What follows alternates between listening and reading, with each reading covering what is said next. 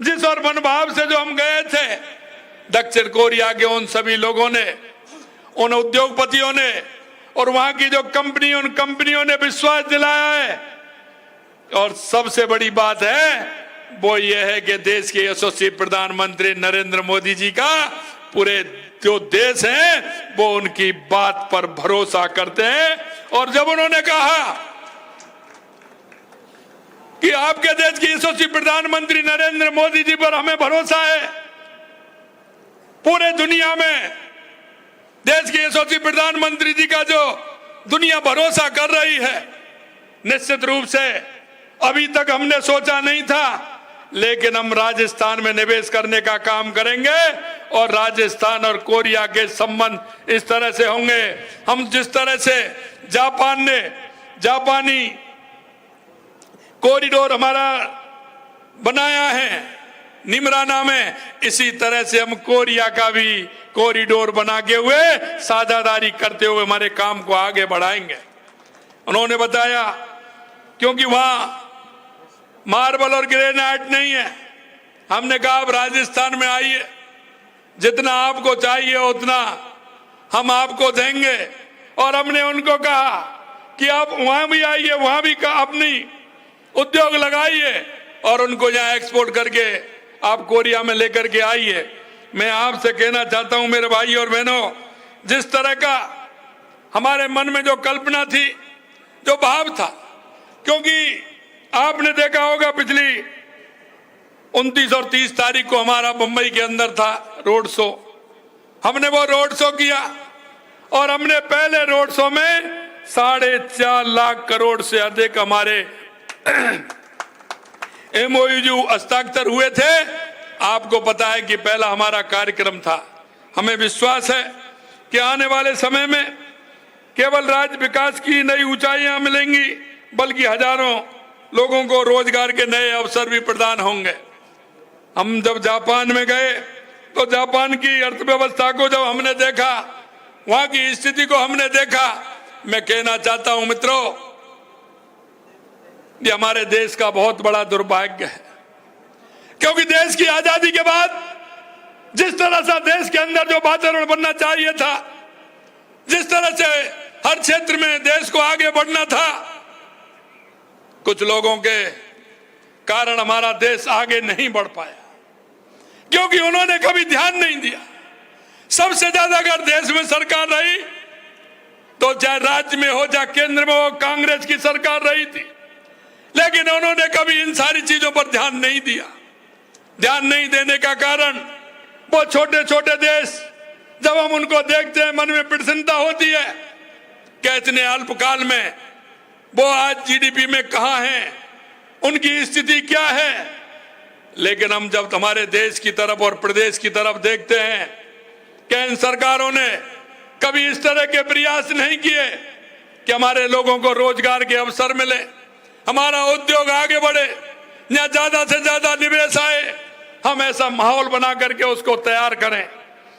मुझे पूरा विश्वास है अगले 5 वर्षों में हम अपने राज्य की अर्थव्यवस्था को दोगुना करने में सक्षम हो सकेंगे।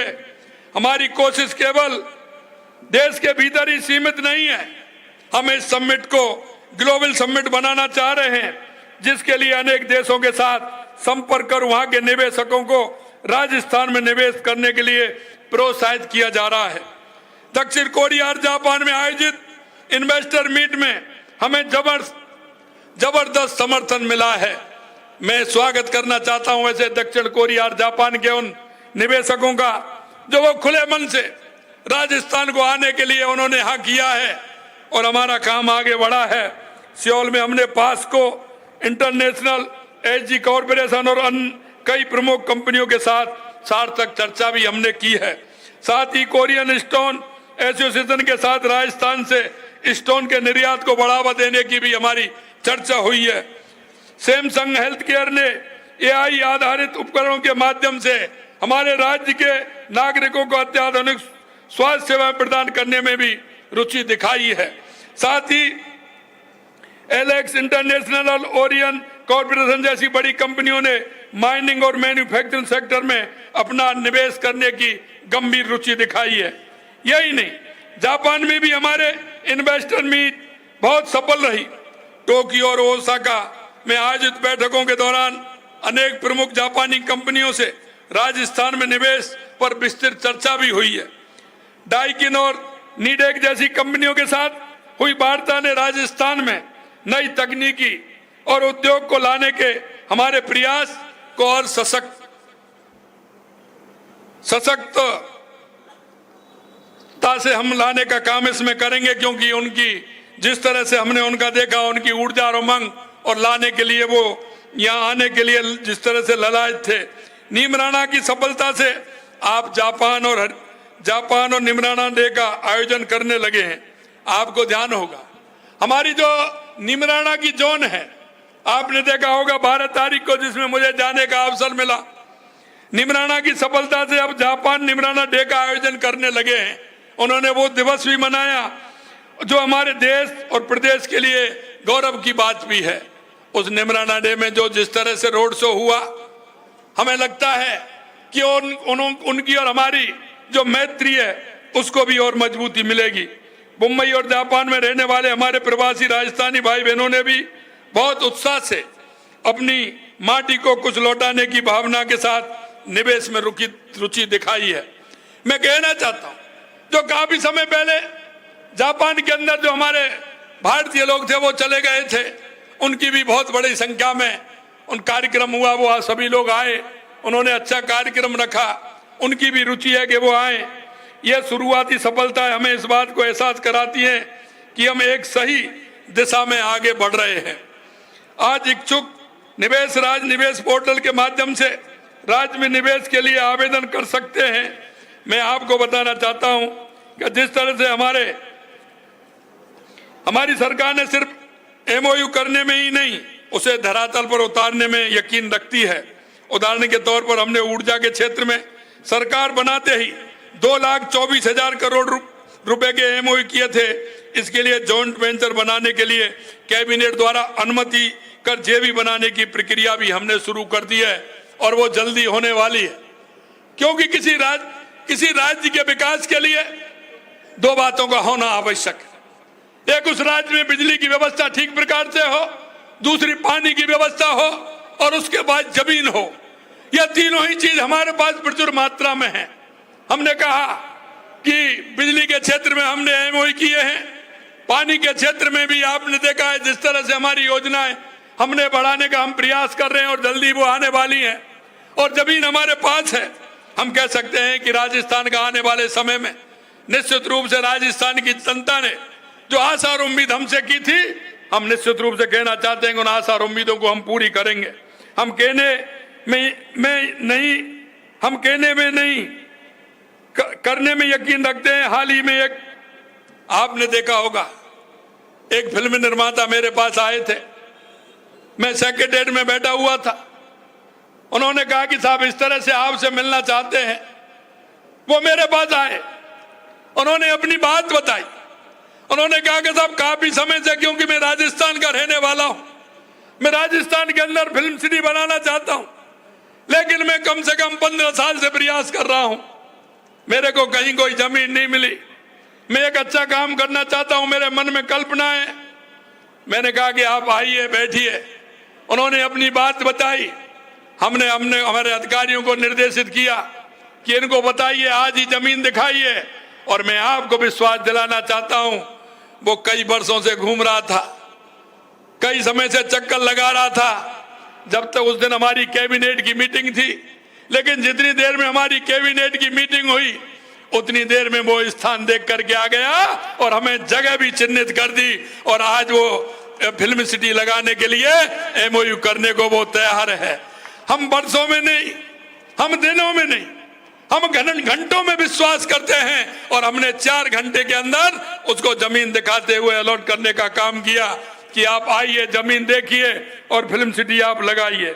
इसलिए मैं कहना चाहता हूं, काम करने की इच्छा शक्ति, अगर अच्छे काम के लिए आपकी इच्छा शक्ति होगी तो निश्चित रूप से ईश्वर भी मदद करेगा और जन जन की जो भाव और आत्मा है वो भी आपको आगे करने की बात कहेगी।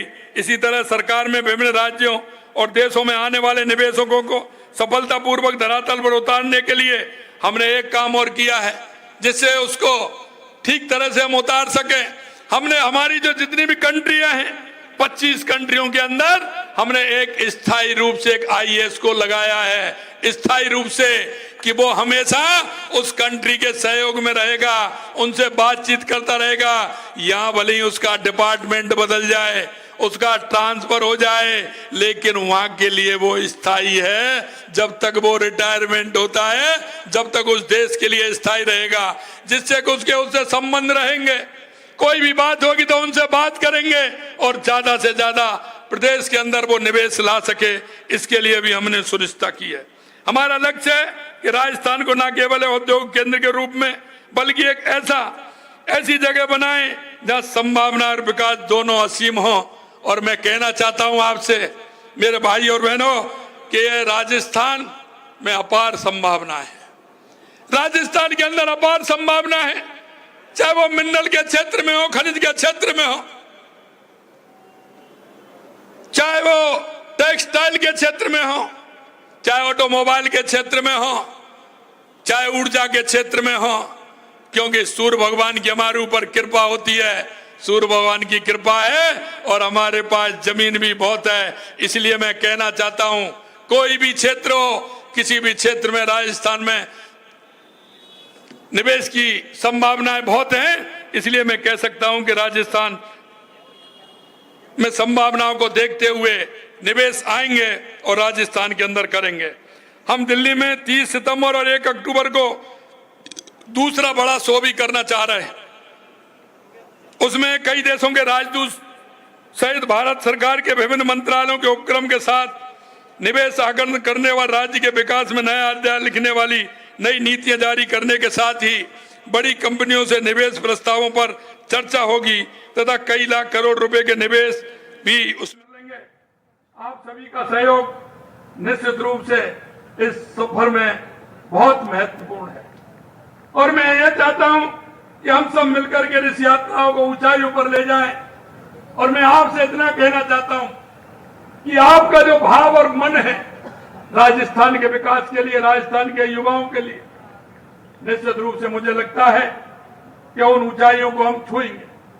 क्योंकि जब मैं बात कर रहा था जापान के अंदर, तो जिस कंपनी से हमारा समझौता होने वाला है, एक बात और मैं बताना चाहता हूं, क्या उन्होंने एक कंपनी है, वो तो सिर्फ उसने वायदा किया है कि हम 5 साल के अंदर 15,000 युवकों को जापान के अंदर नौकरी देने का काम करेंगे। 15,000, ये तो एक कंपनी ने वायदा किया है और यहीं उनकी ट्रेनिंग होगी, यहीं उनको उनकी भाषा में सिखाने का काम किया जाएगा। और हमने ये भी निर्णय लिया है, क्योंकि जब हम अन्य देशों में गए हैं तो वहां की भाषाएं अलग है और भाषाएं अलग होने के कारण कई बातें समझ में नहीं आना, ये भी एक दिक्कत है। हमने सोचा है कि एक हम हमारे राजस्थान के अंदर सभी देशों की भाषाओं के लिए एक हम विद्यालय भी, महाविद्यालय भी खोले, जिससे पूरे देश के लोग आकर के यहाँ पढ़े और हमारे लोगों को उनकी भाषा भी सीखे, जिससे कि वो वहां निवेश भी कर सकें, आदान प्रदान भी कर सकें, जिससे राजस्थान को और मजबूती मिलेगी। अंत में मैं आपसे इतना कहना चाहता हूं कि आप लोगों ने जिस और मन भाव से एयरपोर्ट से लेकर के हमारा स्वागत और अभिनंदन किया है, निश्चित रूप से माननीय अध्यक्ष जी ने मेरे से कहा था, मैंने कहा ऐसी तो कोई बात नहीं। अध्यक्ष जी ने कहा नहीं, आप इतना बड़ा काम करके आए हैं, मैंने कहा आने वाले समय में और भी काम बड़े होने वाले हैं। आपने जिस मन और भाव से एयरपोर्ट से लेकर के जहां तक जो स्वागत और अभिनंदन किया है, मैं इसको मान सकता हूं, क्योंकि 1-2 आदमी 10 आदमी कुछ नहीं कर सकते। ये जो करते हैं आपके मन की भावना करती है और वो मन की भावना व्यक्ति के मन को ताकत देती है। और मैं यही कहना चाहता हूं, राजस्थान के 8 करोड़ लोगों की ताकत, उनका मन और भाव जिस तरह से है, हम आपको विश्वास दिलाते हैं कि इन 5 सालों में राजस्थान को ऊंचाइयों पर लेकर के जाने का काम हमारी सरकार करेगी और हम इस निवेश के माध्यम से राजस्थान को मजबूत करने का काम करेंगे। और मैंने पहले भी कहा था कि 4 लाख हम सरकारी नौकरी देंगे, और जब मैं 6 लाख की कहता हूं तो वहां मुझे लगता है कि जो प्राइवेट तौर पर जो मैंने 6 लाख नौकरियों के लिए कहा है, इसकी संख्या और बढ़ती हुई जाएगी। ये मैं आपको विश्वास दिलाना चाहता हूं। आपने जिस तरह से स्वागत और सम्मान किया है, उसके लिए माननीय अध्यक्ष जी को, अध्यक्ष जी की टीम को, सभी हमारे साथियों को, हमारे सांसद जी, हमारे विधायक जी, हमारे कैबिनेट के साथी और आप सभी आमजन को, तो मैं देख रहा था कोई सीकर से, झुंझुनू से और वहां से भी आ गए। मैंने कहा आप कैसे आए? उन्होंने कहा हमें पता आप आ रहे हैं, इसलिए हम आप आए हैं। मैं ऐसे सभी कार्यकर्ताओं का दिल की गहराइयों से बहुत बहुत अभिनंदन करता हूं, उनको नमन करता हूं, उनको वंदन करता हूं। आपका ये भाव और आपकी आत्मीयता इसी तरह से बनी रहे। निश्चित रूप से राजस्थान को अग्रिम पंक्ति में खड़ा करने का, मोदी जी के सपने को, विकसित भारत और विकसित राजस्थान को पूरा करने का हम हर संभव, हम और हमारी टीम पूरा काम करेगी। इस आशा और विश्वास के साथ पुनः आप सभी को बहुत बहुत धन्यवाद। नमस्कार, जय हिंद, जय भारत, जय राजस्थान। मुख्यमंत्री भजनलाल शर्मा को सुन रहे थे आप। राजधानी जयपुर में स्थित भारतीय जनता पार्टी के मुख्यालय से विदेश दौरे से लौटने के बाद ये पहला संबोधन उनका अपने कार्यकर्ताओं को।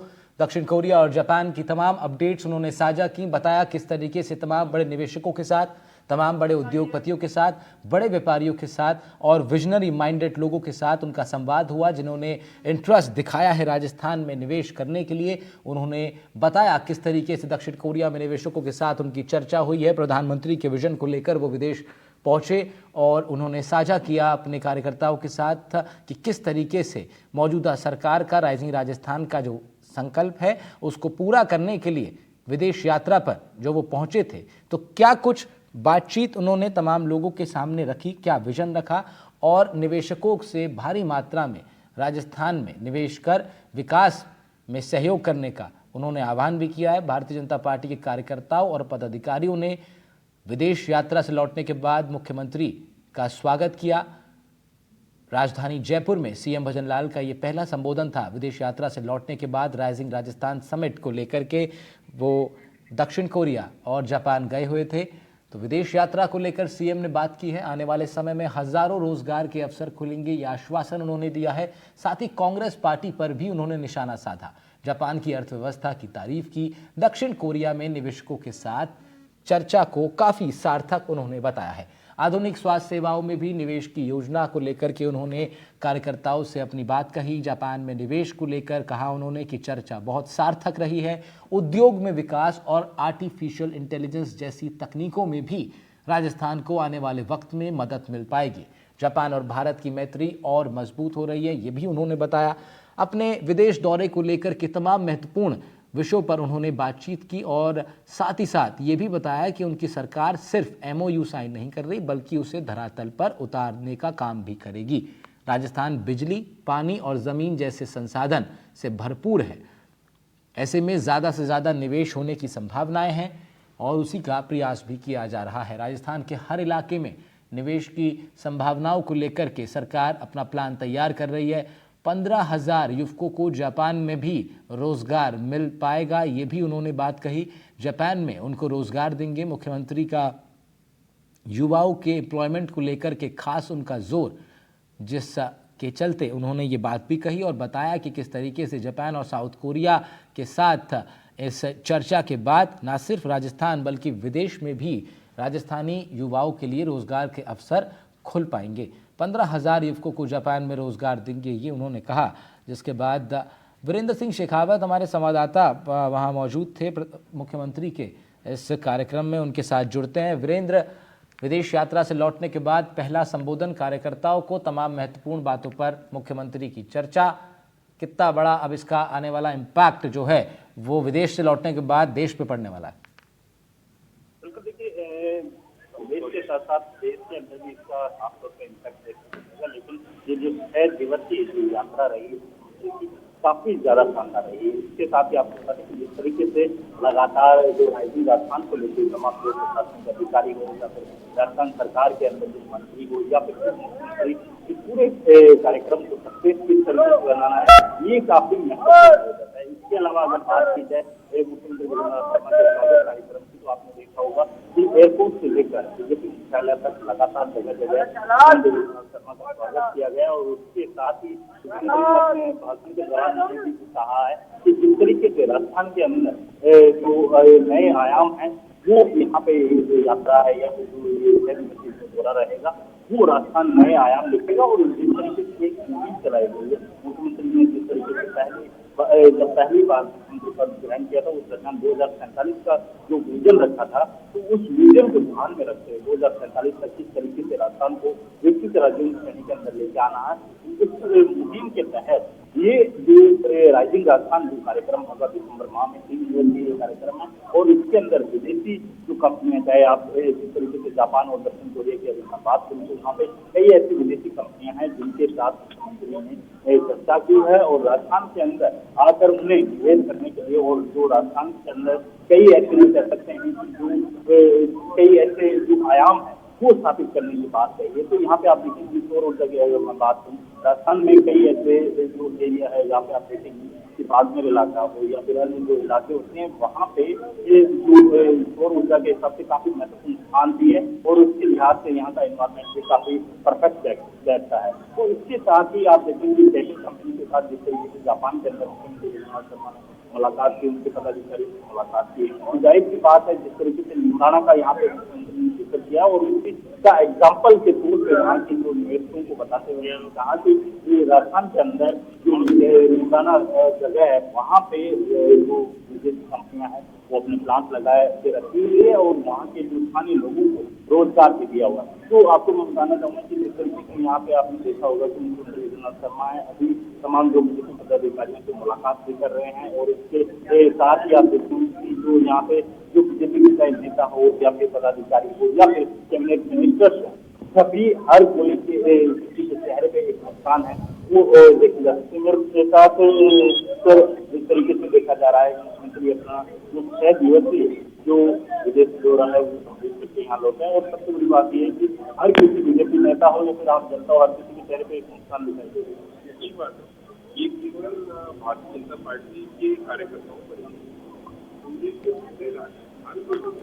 नुकसान है प्रोग्रेस प्रोस्पेरिटी विकास बहुत जरूरी है ये मापदंड है इस चीज को आगे लेकिन बात मुख्यमंत्री भजनलाल शर्मा की 2 तस्वीरें आप इस वक्त देख रहे हैं।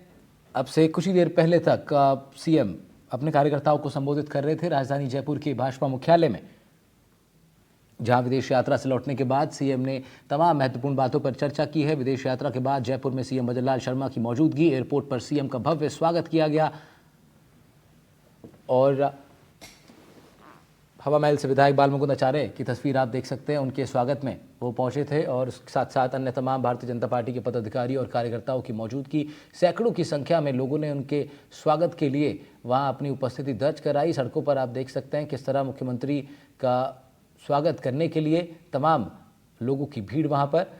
विदेश से लौटने के बाद सीएम की ये पहली सीधी तस्वीरें हम आपको दिखा रहे थे। इससे पहले सीएम भजनलाल शर्मा कार्यकर्ताओं को संबोधित कर रहे थे। अपनी विदेश यात्रा से लौटने के बाद उन्होंने बताया किस तरीके से क्या कुछ वहां पर घटा और उसके क्या कुछ इम्पैक्ट पड़ने वाले हैं। साथ ही साथ मुख्य विपक्षी दल कांग्रेस पार्टी पर भी उन्होंने इस बीच अपने संबोधन में काफ़ी हमलावर वो नजर आए और बताया कि किस तरीके से इतने सालों तक कांग्रेस की सरकारों में युवाओं के उज्जवल भविष्य को नदारद रखा गया और तमाम संभावनाओं को भी थाम कर रखा गया था। लेकिन उन्होंने आश्वस्त किया है कि राइजिंग राजस्थान समिट को लेकर उनके तमाम दौरे, उनके सरकार के तमाम प्रयासों के बाद अब ये संभावनाएं और खुलेंगी, जिसमें युवाओं को बड़े स्तर पर ज़्यादा संख्या में रोजगार के अवसर मिलेंगे। साथ ही साथ महत्वपूर्ण बात यह भी रही कि जापान और साउथ कोरिया में जब निवेश यहाँ पर होगा और उनकी कंपनियां यहाँ पे इन्वॉल्व होंगी तो फिर जापान और अन्य देशों में भी इनफैक्ट जहाँ पे अब आगे और तमाम जगहों पर अब राइजिंग राजस्थान को लेकर के बातचीत होनी है, चाहे वो दुबई हो, चाहे वो रियाद हो सऊदी की राजधानी,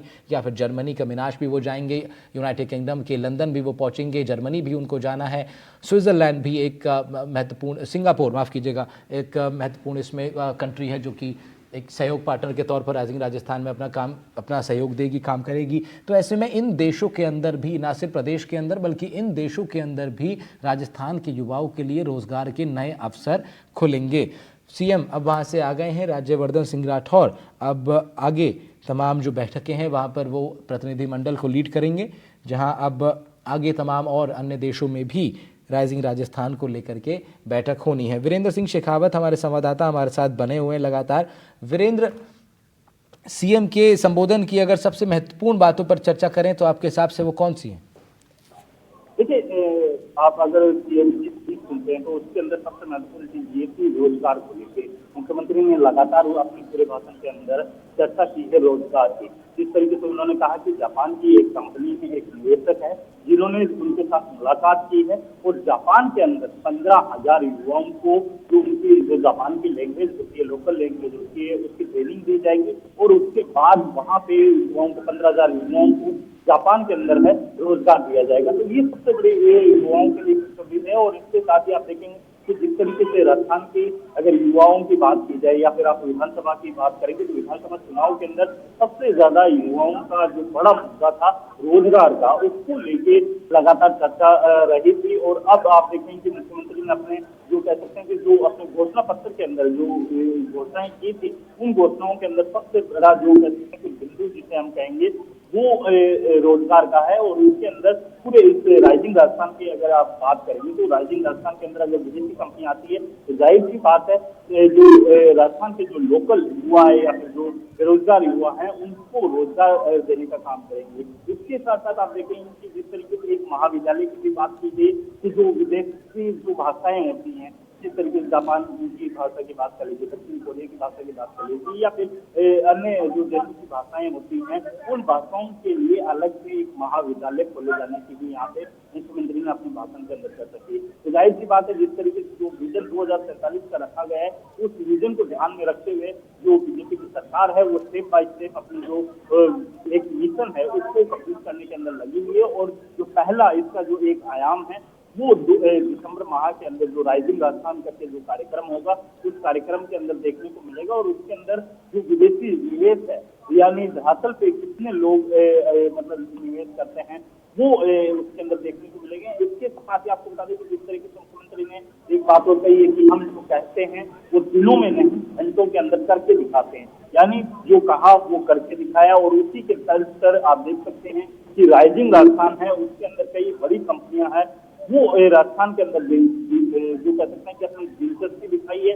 और उसी को ध्यान में रखते हुए जो ये दौरा है 6 दिवसीय मुख्यमंत्री का दौरा है उसके अंदर कई ऐसी महत्वपूर्ण जो कंपनियां हैं जो राजस्थान के अंदर या फिर इंडिया के अंदर आना चाह रही है लेकिन उन्हें प्लेटफॉर्म नहीं मिल पा रहा है। लेकिन यहाँ पे राजस्थान की सरकार ने 700 से 25 ऐसे जो बड़े अफसर है IAS अफसर उनको नियुक्त किया है और उनको नियुक्ति तब तक की गई जब तक वो रिटायर्ड नहीं हो जाते। यानी अगर कोई भी अगर उन 25 देशों के अगर किसी भी निवेशक को कोई भी दिक्कत होती है तो वो प्रॉब्लम उन IAS अधिकारियों के द्वारा उसको सॉल्व की जाएगी, चाहे वो जमीन का मामला हो या फिर बिजली का मामला हो या फिर अन्य जो एक कंपनी को यहाँ पे धरातल पे लाने के लिए एक प्लांट लगाने के लिए जो दिक्कतें आती हैं उन दिक्कतों का तुरंत प्रभाव से निस्तारण किया जाएगा। और इसके अलावा ऑनलाइन पोर्टल भी बनाया गया है जिसके माध्यम से कोई भी निवेशक अगर विदेश हो या फिर देश हो या फिर प्रदेश हो किसी भी क्षेत्र के अंदर बैठा हुआ है तो अपनी जो एप्लीकेशन है या फिर अपना जो कार्य है वो ऑनलाइन अपनी जो वेबसाइट या फिर जो एप्लीकेशन है उसके माध्यम से अपनी जो प्रक्रिया है वो देख सकता है कि उनका कार्य अभी कितने स्टेप बाकी बचा हुआ है या फिर कितना शेष रहा है। तो उसको लेके भी यहाँ पे मुख्यमंत्री ने जिक्र किया है। जिस तरीके से राइजिंग राजस्थान की अगर मैं बात कर रहा हूँ आपने देखा होगा कि राइजिंग राजस्थान को लेकर चाहे इसमें प्रशासनिक अधिकारियों की बात कर लीजिए या फिर आप देखेंगे कि जो राजस्थान सरकार के कैबिनेट मिनिस्टर्स हैं उनकी बात कर लीजिए, तमाम जो नेता हैं वो राइजिंग राजस्थान को सफल बनाने में जुटे हुए हैं। और 9 दिसंबर से ये जो राइजिंग राजस्थान कार्यक्रम है वो आयोजित होगा। और सबसे बड़ी बात है इसके अंदर विदेशों से जो निवेशक आने वाले हैं उनके लिए रेड कार्पेट बिछाया जाएगा, यानी लाल फीताशाही खत्म करके रेड कार्पेट है ये उनके लिए बिछाया जाएगा, जिससे क्या है कि राजस्थान के अंदर जो कह सकते हैं अर्थव्यवस्था के अंदर काम करेंगे। ठीक है वीरेंद्र, बिल्कुल बिल्कुल तमाम बड़े विजन्स के ऊपर ये जो पूरा प्रोसेस इस वक्त चल रहा है वो मुकम्मल होगा। और वीरेंद्र सिंह शेखावत हमारे संवाददाता जयपुर से बता रहे थे आपको मुख्यमंत्री का विदेश